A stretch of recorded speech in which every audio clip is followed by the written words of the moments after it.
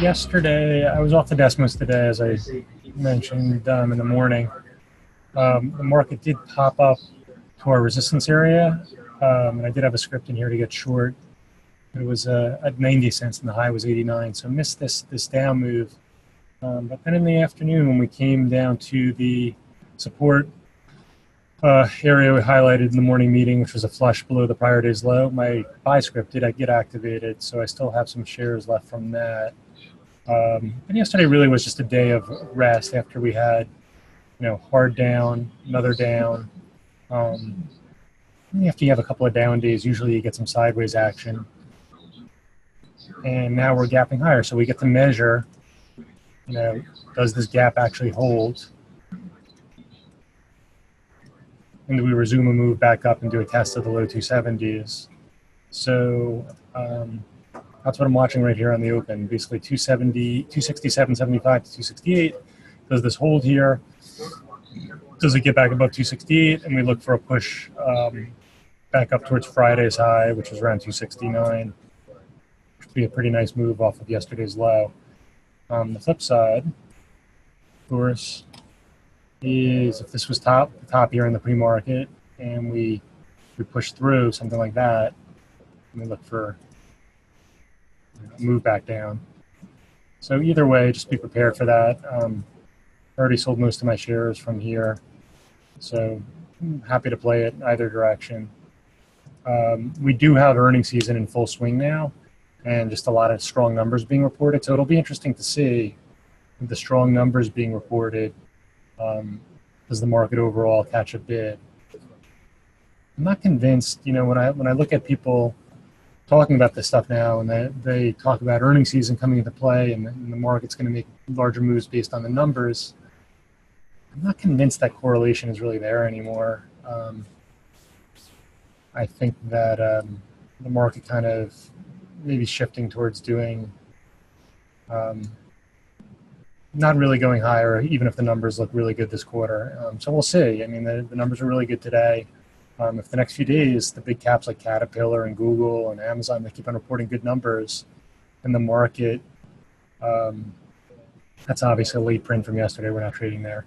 If the market gets, down into this area here, that would start to get me pretty bearish again. So, and again, but we'll talk about this a little bit when we get to Hasbro on second day plays. When the market gets good information and goes down, or gets bad information and goes up, or seemingly good or seemingly bad, that tells you a lot about the money flow and the psychology of the market. Let's just get right into the stocks. So let's go with EDU. This is the Chinese education company. I think they primarily teach English. That's where most of their revenue is from. Here's the daily on it.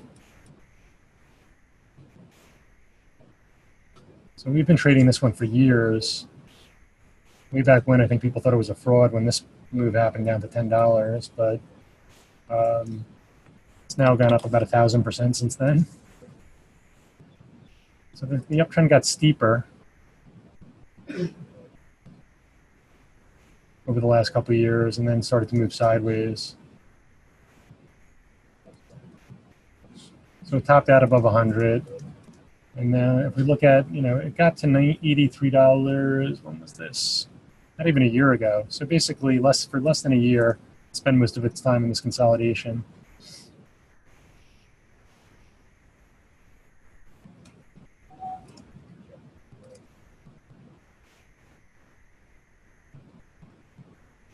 And you can see it's pretty wild, right? I mean, it looks, just when it gets hammered, pops back up to the top of this consolidation after failing up above 100 again. Then crushes to the bottom, goes back to the top, fails, comes in, goes to the top, fails, gaps down the next day, almost gets to the bottom. Gets to the top, fails, gets above it, gaps below it. So, I mean, this is quite the 84 to 96 is quite the wild ride.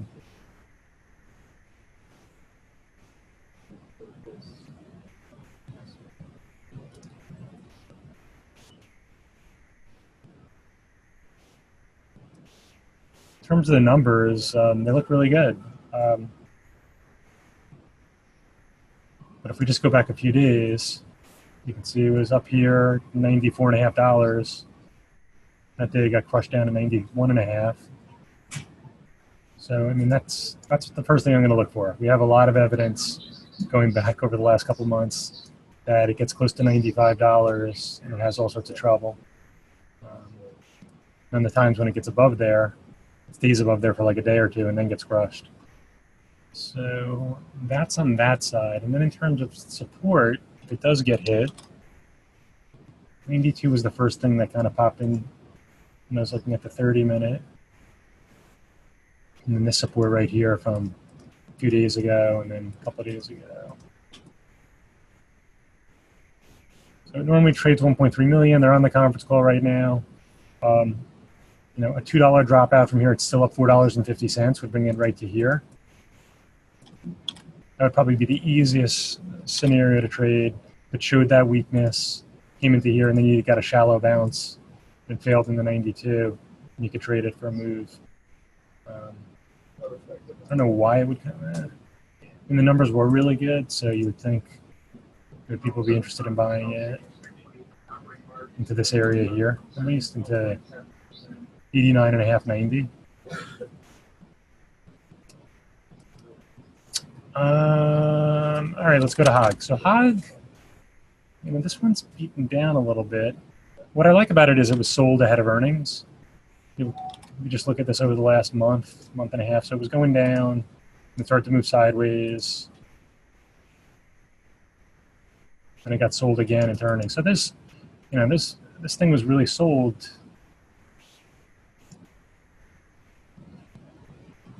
I forget, this might have been some tariff or something. Actually, no, this is earnings. Right? February, March. This is probably the last earnings. So it's $55 stock. So it's down 20%. Even where it is in the pre-market, it's down 20% from here. And the numbers, they beat by a lot, 15%. Revenues were strong. So I like when numbers are good and the stock is sold in front of earnings, that gives us a little bit more juice to the upside, especially if it holds above this area right here, the top of this consolidation from the last couple of weeks. So what I put on the sheet, 42.30.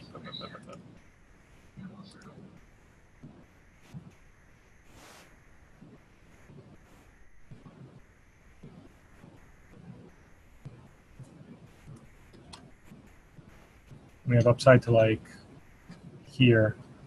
So what I would be interested to see is right on the open, if it flushes down to like 43, catches a bid, I'd nibble here. I mean, the real stronger buy area is probably closer to like 42.5 into this area right here.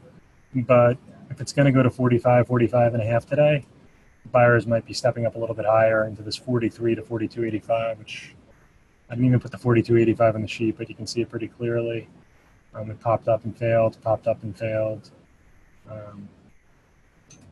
over the last couple of weeks in that area. So quick flush on the open. And then if it holds above 44, that's when you start to get really more bullish on it. You want to see it holding above here. We're on the conference call right now. Normally trades 2 million shares. Just looking at the longer term, easily could trade 8 to 10 million shares today, so it could be pretty damn liquid. Probably an easier stock to trade. It'll be easier than the first one. CAT, Caterpillar. I don't know. I mean, the numbers were ridiculously good. They beat EPS 35%. I don't know how much of that is the change in the tax law. They beat revenues by 4%, though, which is solid. Maybe if the tax law wasn't changed, they beat by 10, 15%.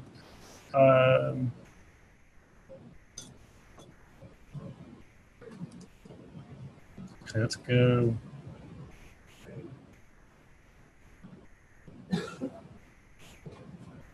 They made a point in their press release of saying their guidance and their earnings beat was related to demand for their products and services, which kind of seemed like bullshit to me. They should have addressed by how much the tax change helped them.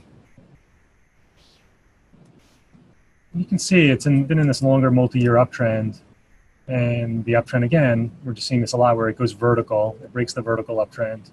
Actually broke this longer-term uptrend from last spring, but it's back above it now. Especially if it can close above 160.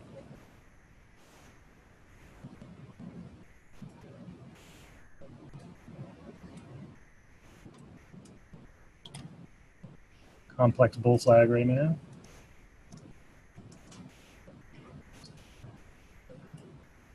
$7.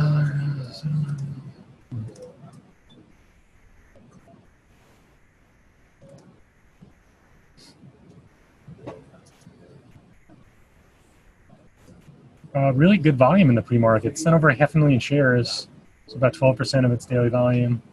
After topping out at 61, you can see the sellers came in here, and then they held a little bit lower. They hold a little bit lower. So it looks like it's coming into the open. It's being sold.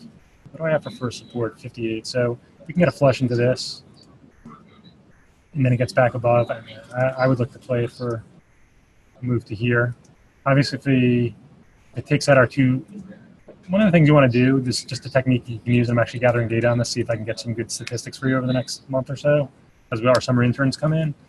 But if I find that if stocks that we talk about in the morning meeting, if they have strong opening drives above both of the resistance levels we highlight in the written game plan, or they have strong opening drives below the some multiple support levels, there's some pretty good, extremely strong trends. So the reason I highlight that is here's our two levels, 58, 57.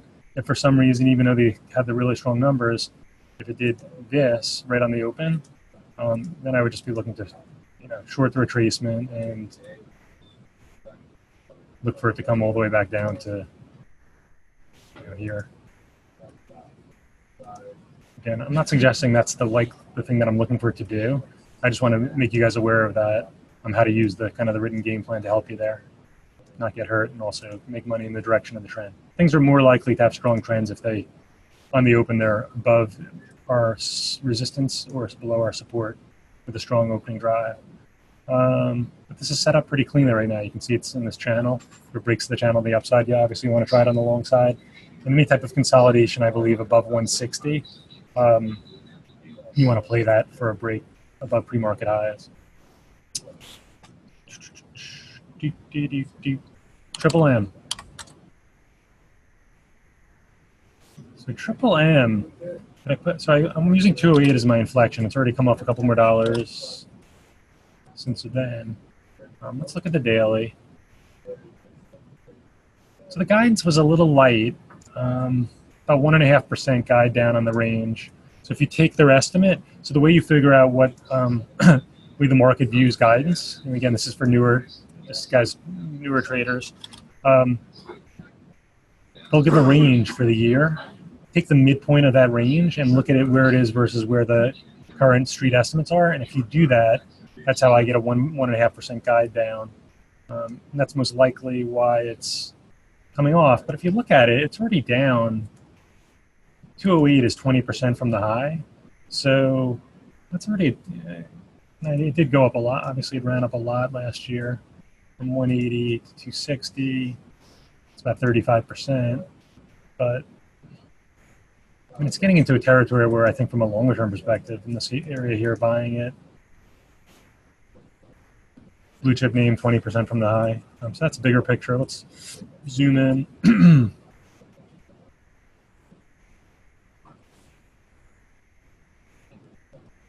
The thing was, I couldn't find any support on the higher time frame until 200, 201. So that's why those are my first only support areas. So yeah, if it comes back up here, it's starting to move sideways. If it comes back up here and fails, play it on the short side and see what happens to the pre-market low.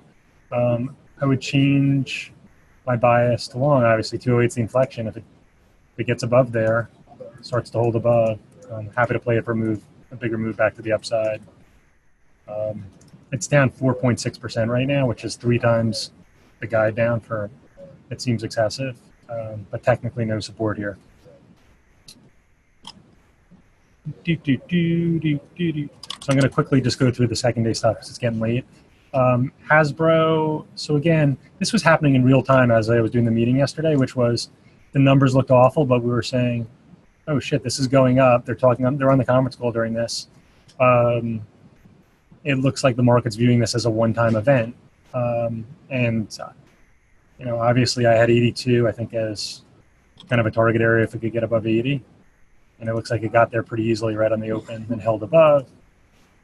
and then closed the gap. So it was viewed as a one-time event. I think it was pretty close to best case scenario in terms of the amount that it balanced. Looking at it today, 85. Did I put that on the sheet? Yeah, no, I actually put 84. That's more conservative. I guess this here, but also 85, the afternoon support. And resistance. I mean, this is pretty much it. I wouldn't, at this point, I don't like the risk reward here on the long. But right on the, in the morning, if it comes into this area here, you want to play it for a move back up to 87.5, 88, that's fine. AKRX, it looked like right on the open it held the support level we highlighted from the pre-market, and then got to pre-market resistance. So there was a long trade here. It failed right here. You could have shorted it, obviously, pre-market resistance. And then when it took that out and held above, playing it on the long side made sense. So I'm just looking at it based on the price action and the levels we had from yesterday's pre-market. It was really clean. Even when it reversed and came back down and started to hold below the pre-market resistance, it went down 60, 70 cents. So that's the kind of stock that I would definitely look at if it comes into those levels that are on the game plan sheet. And then AA, I did have a buy script in here, even though it had gone up straight up, and sometimes stocks that go straight up go straight down.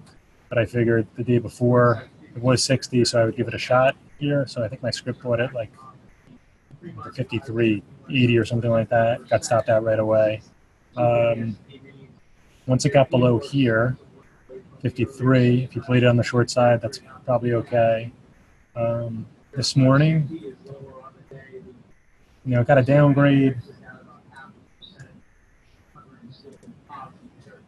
I do think if it came into around 50-50 or so, you might see some people looking to buy it into the 50 to 50-50, and then a move back up to 52-53, kind of testing the bottom of this range here.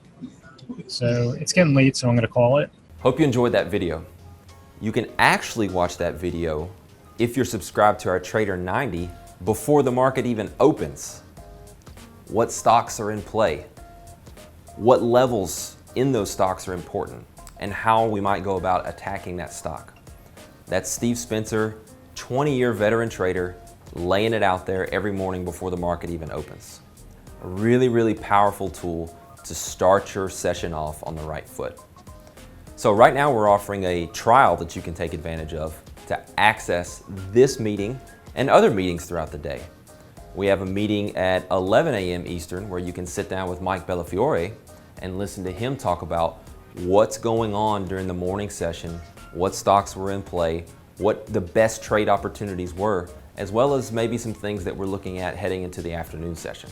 So I really encourage you to take advantage of that trial.